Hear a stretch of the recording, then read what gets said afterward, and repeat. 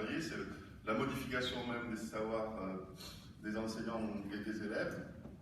Mais l'idée, c'est que moi, j'y crois pas tellement à ça, avec l'idée que les connaissances scolaires, si jamais la théorie que je vous ai présentée vous a parlé, l'idée, c'est que chaque fois que nous, enseignants, nous faisons bien notre métier, nous formons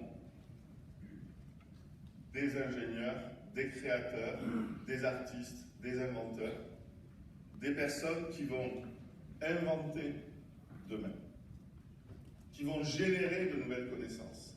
Et le fossé entre les connaissances qu'on construit en grandissant et les connaissances nécessaires pour devenir un adulte dans cette société, ce fossé, à cause de nous, à cause des gens qui enseignent bien, ce fossé, il va devenir de plus en plus grand. Ok ? Il y a 50 ans, vous sortez de l'école en 5e en France, c'est encore possible de vivre dans la société française avec un niveau scolaire extrêmement faible. Aujourd'hui, 50 ans après, sortir de l'école avec un niveau scolaire 5e, c'est beaucoup plus pénalisant.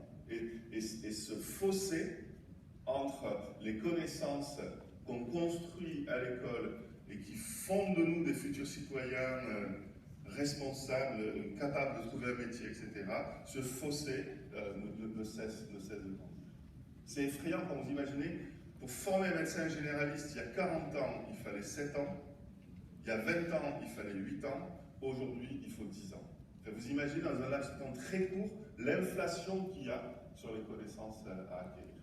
Et là, la société, à un moment, il va falloir, j'imagine qu'elle va en avoir marre. Elle va dire non, 20 ans pour former un médecin, c'est trop. Quoi, hein. Donc, c'est bien entendu d'autres formes de formation, des formations plus efficaces, des formations tout au long de la vie, etc. etc. Je ne vais pas vous refaire l'article. Donc, du coup, ce que je vous propose, c'est une autre façon de réfléchir sur le numérique qui est complètement opposée à celle que j'ai présentée dans le grand 1. Le grand 1, en effet, hein, quand on regarde les affirmations sur le numérique et qu'on essaie de voir comment elles sont corroborées ou non par les résultats de recherche, c'est intéressant pour dresser un regard critique sur le numérique. On a écrit un bouquin là-dessus, le bouquin s'est bien vendu et tout ça, mais maintenant que le bouquin est sorti depuis 2 ans, je me dis, mais à quoi ça sert? C'est bien, je fais mon boulot de chercheur quand je fais ça, mais à quoi ça sert dans les classes? Peut-être pas à grand-chose. Du coup, on a retrouvé avec les collègues de l'Académie de Toulouse un article ancien d'Erika De Vries qui dit, en fait, l'entrée, ce sont les fonctions pédagogiques.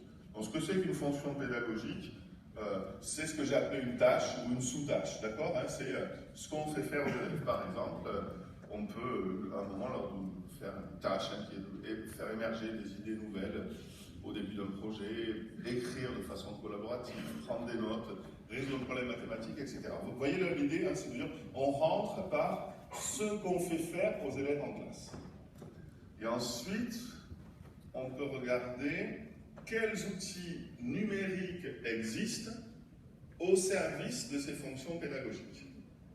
Et là, les formateurs numériques de l'Académie de Versailles sont exactement pareils que les formateurs académiques de l'Académie de Toulouse, c'est qu'ils ont une culture fantastique là-dessus. Vous leur donnez un tableau vide comme ça, en 28 secondes, il est rempli. Hein, c'est-à-dire en face de chacun, ils vous disent, il y a ça qui existe, il y a ça qui existe. Donc des outils sur n'importe quelle fonction pédagogique, on va dire, ah ben oui, ça, on peut le faire avec tel outil. Et une fois qu'on a ça, la fonction pédagogique et l'outil, ben on peut faire, nous, ce qu'on a fait dans l'académie, 2 choses. C'est aller voir des enseignants et leur dire, est-ce que vous faites ça avec cet outil? Vous en êtes content, vous n'êtes pas content? Qu'est-ce que ça vous apporte à vous? Qu'est-ce que ça apporte à vos élèves? Et puis après, ce qu'on peut faire quand on est chercheur, c'est dire, ben, je vais aller voir la littérature, mais au lieu de rentrer dans la littérature par les mythes, comme j'ai fait tout à l'heure, on rentre dans la littérature comme ça, et dire, est-ce qu'il y a une littérature, par exemple, sur les cartes mentales et les nuages de mots au service d'activités faire émerger des nouvelles? Vous voyez un petit peu l'idée? Et donc, ça nous permet d'ajouter une 3e colonne au tableau et de dire, ben, pour chaque fonction pédagogique, en examinant les outils qui existent, eh ben, on est capable d'identifier des plus-values et d'identifier des limites aussi. Et là, on commence à avoir un panorama sur le numérique au service des apprentissages. C'est exactement ce que tu as dit en introduction qui nous semble. En gros, ce n'est pas le numérique comme but, c'est le numérique au service d'eux.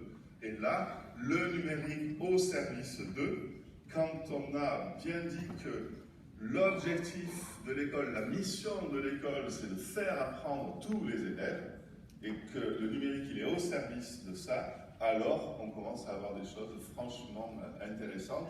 Et après, pour nous chercheurs, on a une belle mise en évidence de nos lacunes. Il y a des domaines, on ne fait pas de recherche.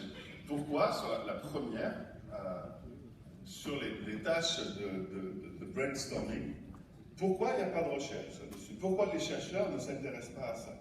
Pourquoi? Je parle de recherche numérique, hein, alors qu'il y a des outils qui sont extraordinaires là-dessus. Si vous voulez entendre des gens vous parler de ces outils avec des élèves, eh bien, il faut aller voir des enseignants dans les classes. Pour l'instant, en recherche, il y a très très peu là-dessus. Et les enseignants dans les classes me disent, ben, bien entendu que ces tâches-là, elles existaient avant. Hein, on faisait ça avec des post-it, on faisait ça au tableau, etc.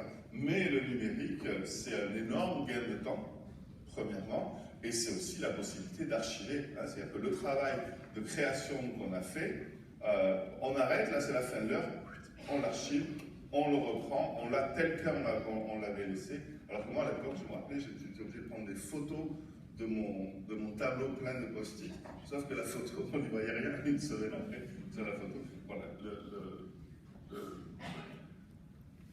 je sais pas, écrire de façon collaborative, là aussi, s'il y a une seule chose qu'on peut retenir du numérique, ou la première, vous savez, vous connaissez l'histoire de Douglas Engelbart à Stanford en 1962. Il a piloté un projet qui s'appelait Augmente, et donc avec l'idée de l'informatique pour augmenter les capacités humaines. Engelbart, c'est le mec qui a inventé le traitement de texte, qui a inventé la souris, qui a inventé l'informatique personnelle, qui a inventé la documentation en ligne. La moitié des trucs que vous utilisez aujourd'hui, c'est Engelbart qui l'a inventé. Ça n'a pas empêché en 1976 de se faire virer de Stanford parce qu'il n'était pas assez productif scientifiquement. Il n'y avait pas assez de revues bien classées. C'est la même année où ils ont créé Microsoft, qui a piqué toutes les idées d'Engelbart. Engelbart, le premier truc qui l'a intéressé, c'est l'écriture collaborative. Il dit, s'il y a un truc qu'on peut faire avec des ordinateurs, et 1000 fois mieux que sans ordinateur, c'est écrire à plusieurs. Les gains là-dedans sont immenses. Par contre, et je m'arrêterai là, parce que là, nous, ce tableau, je vous montre un bout, mais il est plus grand que ça. Et notre idée, c'est d'arriver à construire vraiment un panorama du numérique. La prise de notes, là, c'est très intéressant. Quand vous demandez aux élèves, aux étudiants, tous sont persuadés que prendre des notes avec un ordinateur portable, c'est aussi bien que prendre des notes avec du papier. Certains même sont convaincus que c'est aussi bien, même quand l'ordinateur portable est connecté avec Internet. Voilà. Alors que toutes les études montrent que dès que les étudiants ont un ordinateur connecté à Internet, ils vont sur YouTube et sur Facebook, mais ils n'écoutent plus le cours. Hein. Donc il y a plein d'études empiriques qui montrent la détérioration de la qualité des notes. Et donc il y a des collègues qui ont publié en 2014 un très joli papier avec des étudiants de Princeton et des étudiants de UCLA, donc pas forcément les étudiants les plus pauvres, vous voyez, les plus démunis, dans les plus mauvaises universités. Et expérience bien contrôlée, certains avec un ordinateur portable, d'autres avec papier-crayon, et l'ordinateur portable non connecté à Internet. Et bien, même ces étudiants-là, quand on demande le jugement des étudiants, ils sont persuadés que leurs notes sont aussi bonnes. Quand on évalue la qualité des notes, pas que la qualité superficielle, hein, la compréhension du contenu et la structuration du contenu, c'est toujours meilleur sur papier. Parce qu'on oublie toujours que la plupart des gens, quand ils utilisent un ordinateur, c'est pas pour prendre des notes. La prise de notes, c'est une tâche spécifique que beaucoup de gens maîtrisent encore beaucoup mieux avec un papier crayon qu'avec un ordinateur.